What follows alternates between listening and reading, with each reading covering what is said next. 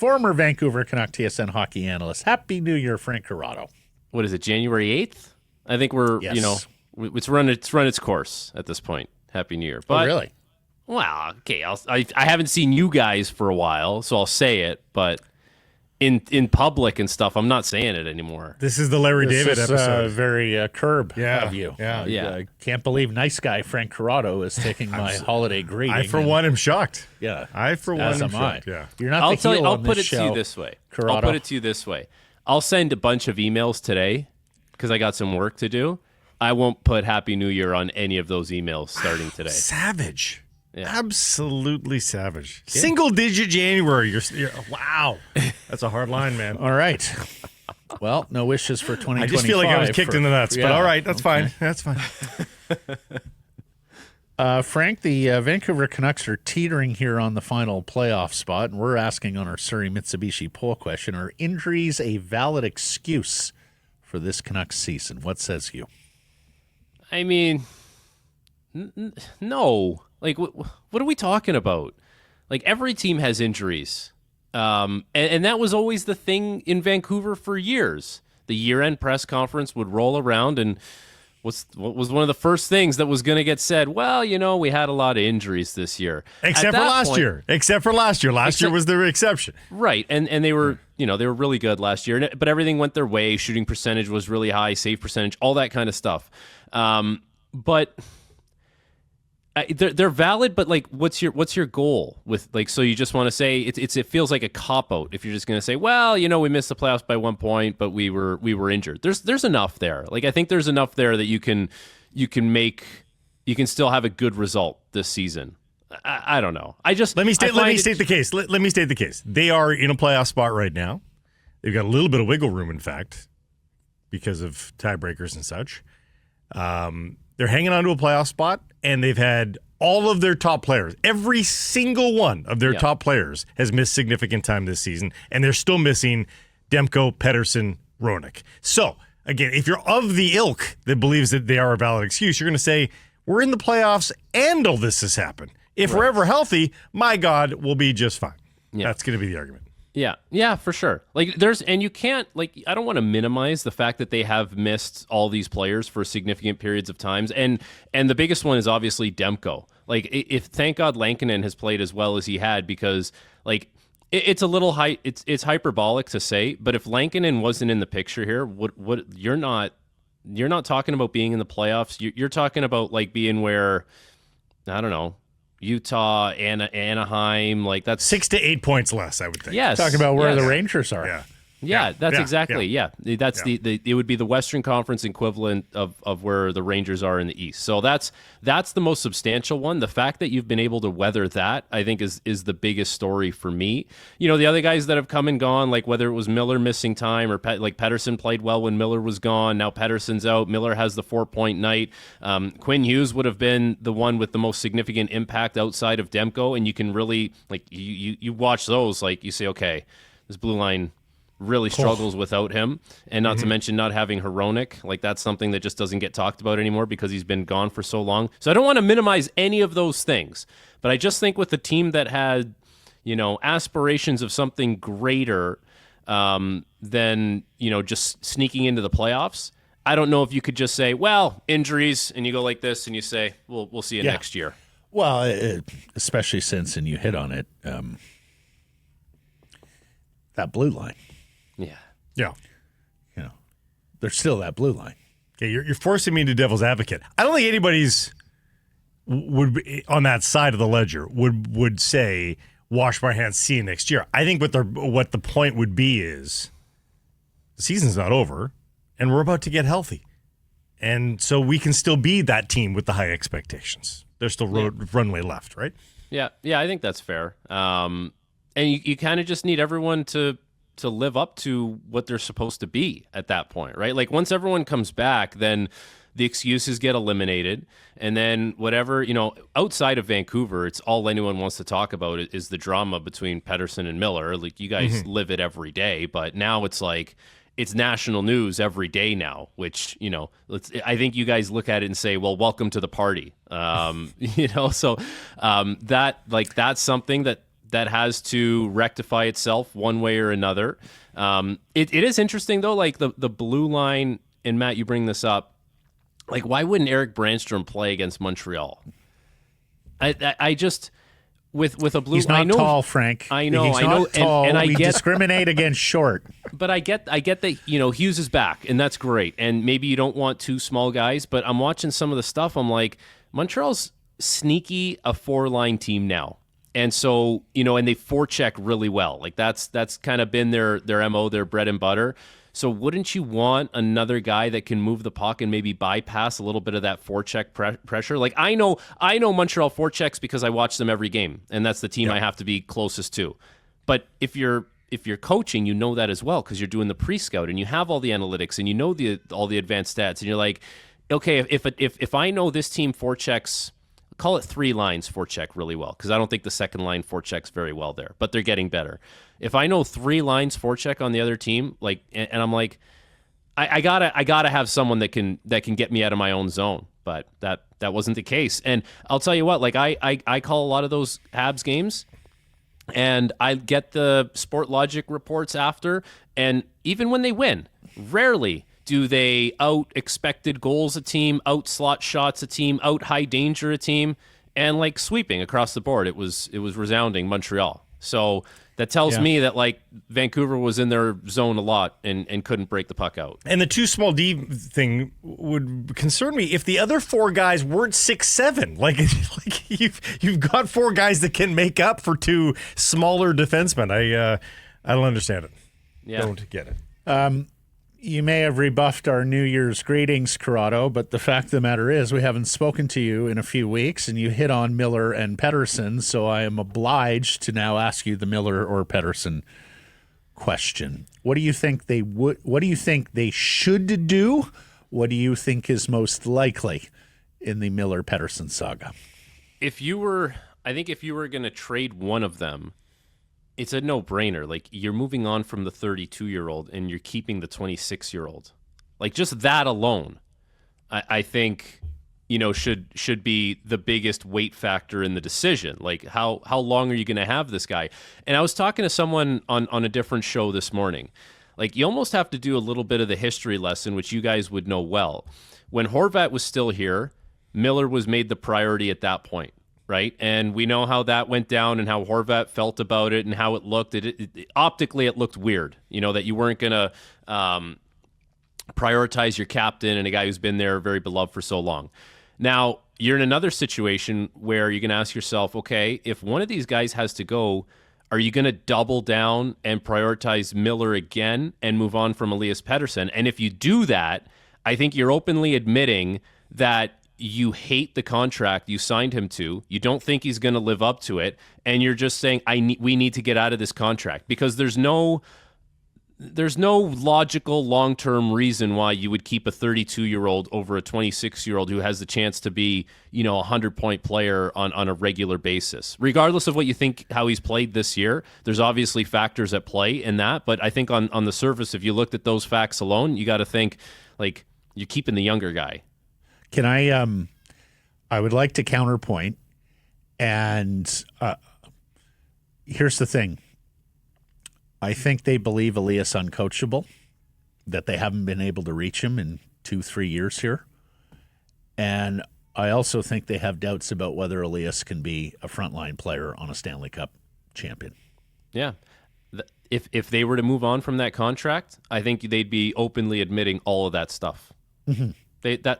So would that, if you were in Rutherford Alvin's shoes, would that not be reason enough to prioritize Miller?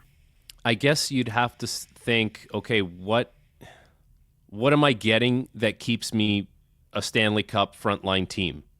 You know what I mean? Like, am I going to go from having Miller to like this black hole as my second line center? And, no, got to get a center. Got to get a center back. They prioritize center. The reports are out there, so it would have to be a replacement.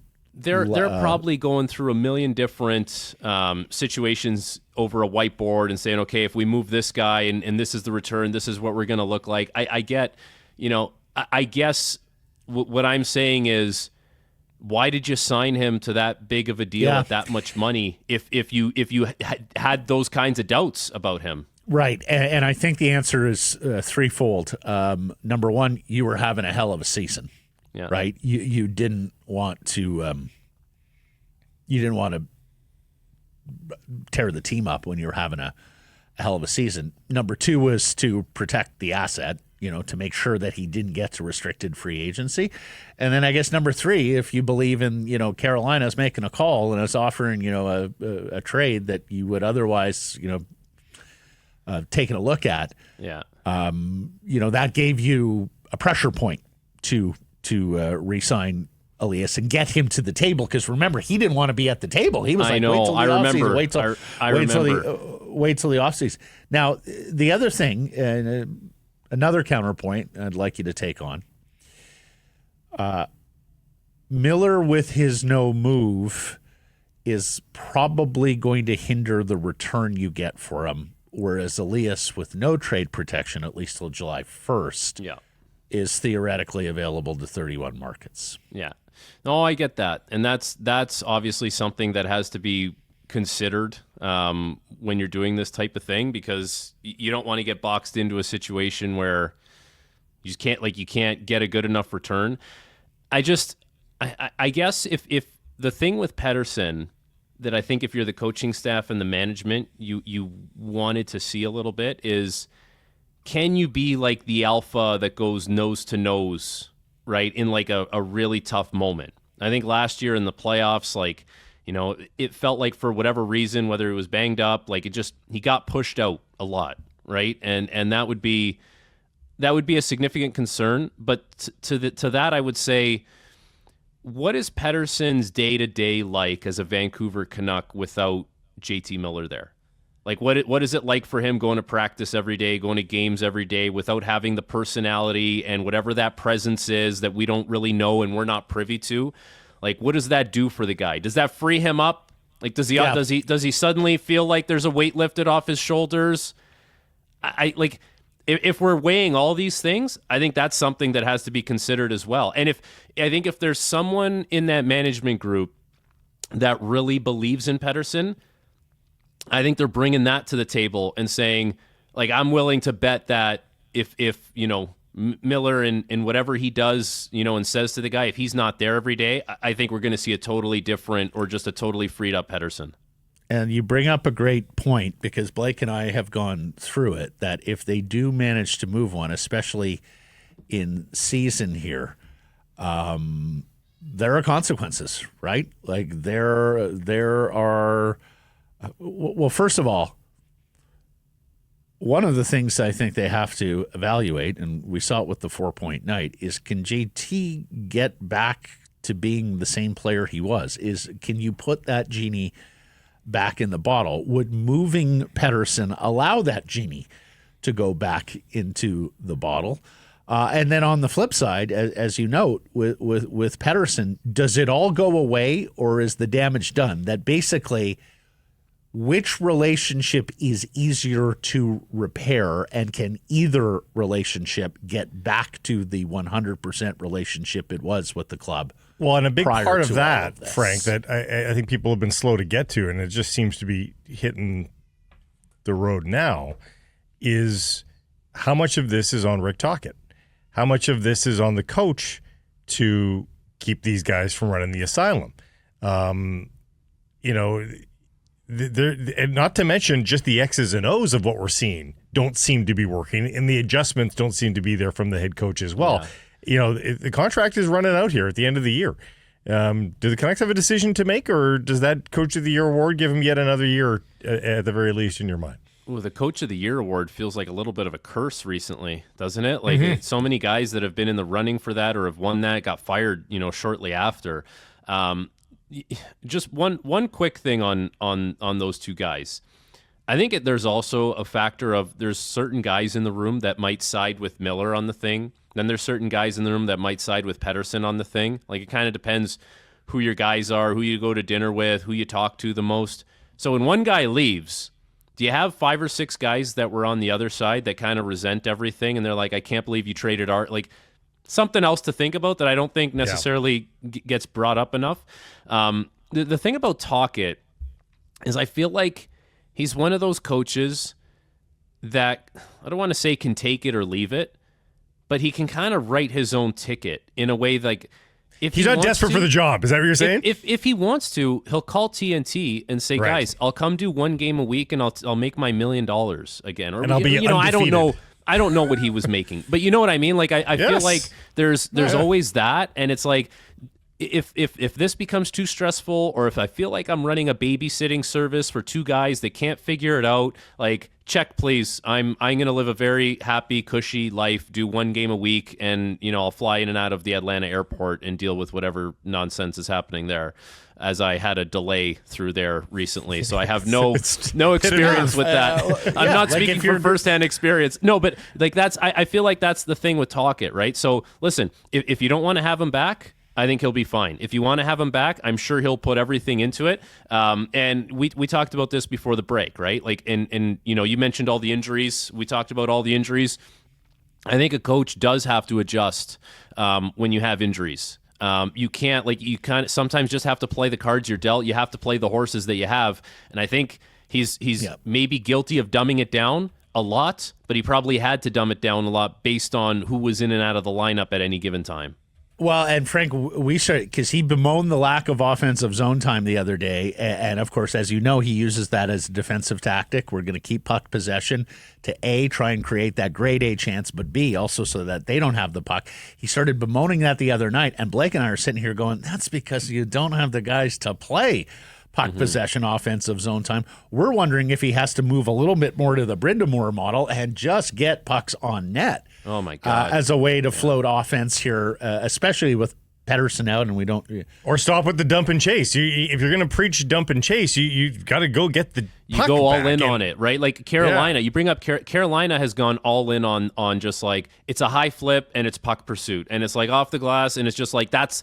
But they're not caught in the middle on it. And Carolina's actually struggling right now. Like, this is kind of weird to see from them. They're usually such a consistent team during the regular season. They haven't played well on the road. Vancouver hasn't played well at home for most of the year.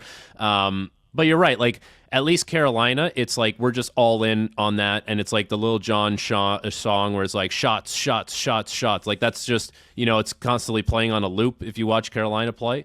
And so that's very different than what Vancouver does. But... and the other thing, Vancouver produces nothing off the rush. And, it was a couple games ago I'm watching on the weekend, and I'm like, there's like one shot, but there's never that second opportunity. It was just like consistently one and done over. So, that's, I think, why he would be criticizing the lack of offensive zone time, because at the very least... if you're not going to have the most skilled lineup iced and you're going to have some guys that you think can go get it for you, well, then go get it and start it all over again and start that sequence again where shoot it, retrieve it, set it up again. Shoot it, retrieve it, set it up again. Like, you just haven't really seen a lot of that from them. And at the very least, if you have some fast wingers, with some size, you should be able to do that. Which will wind us all the way back to our first point of this whole thing. When you have Philip Roenick and Quinn Hughes playing half the hockey game, you can play a puck possession game. The blue line, and because when they want to reset, they'll just drag everybody back through the neutral zone, then they'll re-enter, and you get to start all over again. Without those two guys, they've been forced into a different power shift, right? So it's a very different looking team without those two guys. And that's, I think that's why it's a little puzzling. Like, I get he's not tall, but we talked about it. Like, if you got a guy that can move the pill, like, I don't know, why take him out?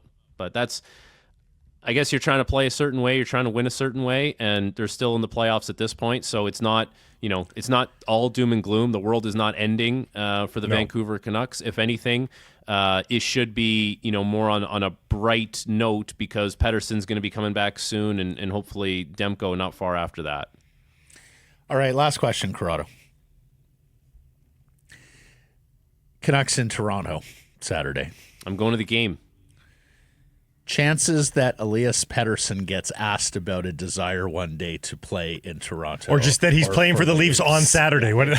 I'll tell you the question. I'll sit back and listen. I'll tell you the question. This is the classic one that gets asked when players roll through Toronto. Hey, Matt Sakaris. So what have you made of Mitch Marner's season so far? Or what do you like about Austin Matthews' game? That is a classic. When a star player on another team rolls through Toronto, what does their star player think about the Leafs star players? Really, the Toronto Media Corps is truly missing Joe Thornton for this because, as you know, Jolly Joe would regale on that stuff all day long. Dude, love the attention. And then they could say, Joe Thornton said. Guys know, though. Guys know when they're rolling through Toronto, they drop a little nugget there every once in a while. John Cooper's notorious for it. Brad Marchand loves doing it. Drew Doughty. Drew Doughty does it all is the the time. Classic. He's the OG on that one, if you ask me. Yeah. No, because he gets really, it once a year. Once a year, he rolls through Toronto.